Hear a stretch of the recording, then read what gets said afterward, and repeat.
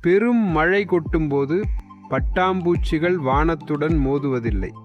தங்கள் மெல்லிய ரெக்கைகளை காத்துக்கொள்ள ஒரு இலையின் அடியில் அமைதியாக காத்திருக்கின்றன.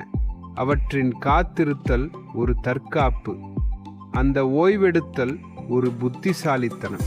உங்கள் வாழ்விலும் சில புயல்கள் அப்படித்தான். எல்லா புயல்களையும் நீங்கள் நேரடியாக சந்திக்க வேண்டியதில்லை. ஒவ்வொரு கேள்விக்கும் பதில் சொல்லத் தொடங்காதீர்கள். சில நேரங்களில் ஒதுங்கி நிற்பதே சிறந்த நகர்வு. இன்று ஓயாது பெய்யும் இந்த பெரும் மழை நாளை நின்றே தீரும்.